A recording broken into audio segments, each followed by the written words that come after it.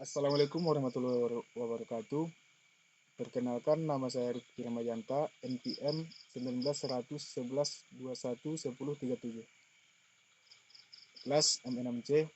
Di sini saya akan membahas tentang materi sistem keuangan internasional dan neraca pembayaran. Baiklah, di sini kita akan masuk membahas tentang yang pertama, itu adalah International Monetary Fund atau IMF. Yang pertama yang kita bahas adalah sejarah terbentuknya IMF. IMF terbentuk pada tahun 1944 di dalam konferensi Bretton Woods. IMF mulai resmi beroperasi pada tahun 1945 dengan jumlah anggota sebanyak 29 negara dan bermarkas di Washington DC. Negara IMF menyumbangkan dana cadangan dengan menggunakan sistem kuota yang dimana dana ini menjadi dana yang akan dipinjamkan ke negara yang mengalami kesulitan dalam neraca pembayaran. Selain memberikan pinjaman dana, mereka juga akan melakukan pengawasan ekonomi dengan melakukan pencatatan statistik dan analisis kegiatan ekonomi dan kebijakan ekonomi yang dimiliki negara tersebut. Fungsi dari IMF yang pertama ialah mengawasi nilai tukar pada tiap negara.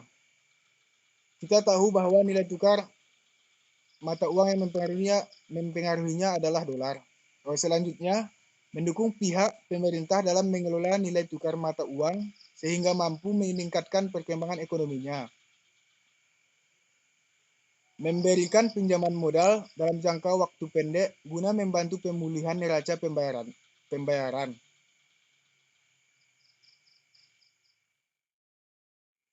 Baiklah, selanjutnya yaitu adalah tujuan IMF. IMF bertujuan untuk mendorong pemulihan ekonomi internasional setelah terjadinya depresi besar dan juga Perang Dunia Kedua. IMF juga memberikan investasi modal agar mampu meningkatkan perkembangan ekonomi dan proyek pembangunan. Contohnya seperti proyek pembangunan itu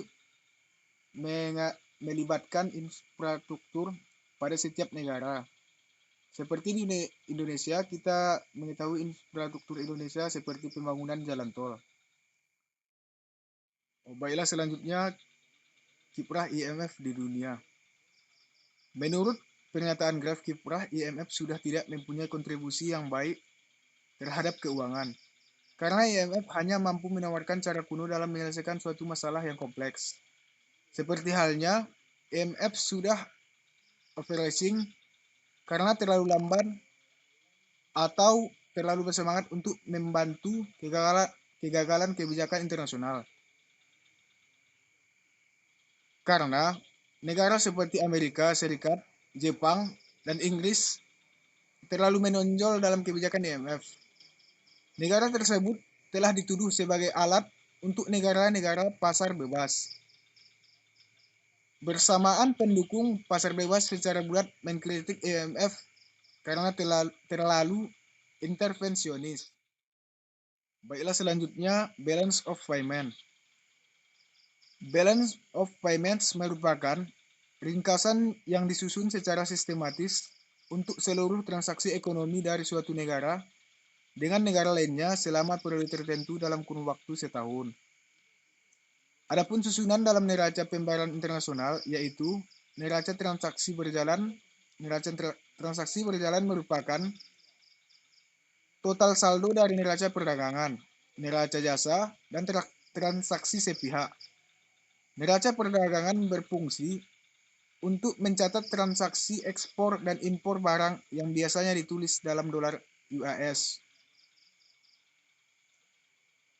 Neraca lalu lintas modal berfungsi mencatat segala arus modal jangka panjang dan jangka yang terbagi atas modal pemerintah neto dan lalu lintas modal swasta neto. Selisih yang belum diperhitungkan atau error and omission neraca lalu lintas moneter. Oh, baiklah. Selanjutnya, jenis alat pembayaran internasional. Yang pertama yaitu adalah valuta asing. Valuta asing merupakan jenis mata uang untuk mempermudah transaksi jual beli antar negara.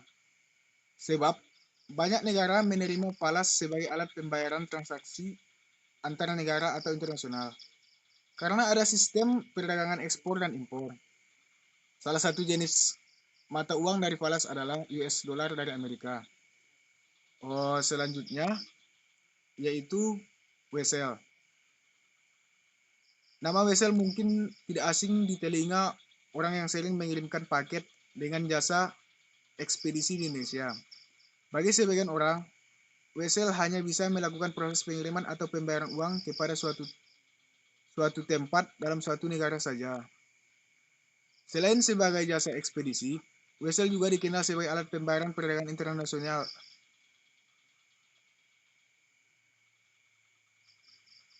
Wesel adalah surat perintah dari pihak importer kepada bank untuk melakukan pembayaran uang sesuai transaksi kepada eksportir dengan kurun waktu tertentu. Yang ketiga adalah letter of credit. Letter of credit merupakan surat jaminan dari bank untuk pihak importer, di mana surat ini berisi kesepakatan untuk pembayaran perdagangan kepada pihak eksportir dalam kurun waktu dan jumlah yang sudah ditentukan dalam perjanjian kerjasama. Selanjutnya adalah credit card. Credit card sudah berkembang sangat pesat dengan jaringan internet tidak memiliki batasan ruang dan waktu, sehingga memungkinkan dijadikan sebagai transaksi antar negara. Jika transaksi dengan menggunakan credit card dalam satu negara mungkin tidak akan menjadi masalah. Selanjutnya adalah emas. Emas menjadi alat pembayaran perdagangan internasional tertua di dunia sejak zaman dahulu kala. Nilai tukar emas juga relatif sama di seluruh dunia. Kita mengetahui berbagai negara yang masih menggunakan emas sebagai pembayaran adalah Arab Saudi, Kuwait, Oman, dan beberapa negara Jazirah Arab lainnya.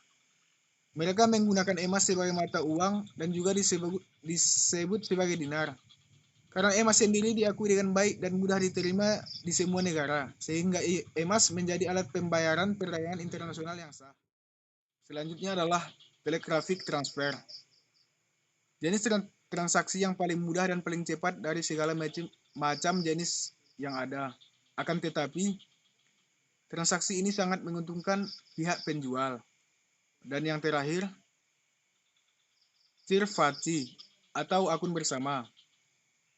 Rasa saling percaya merupakan hal yang sangat susah untuk kita miliki antara pihak buyer dan seller dalam kegiatan ekspor atau impor barang sehingga menimbulkan permasalahan pada transaksi internasional.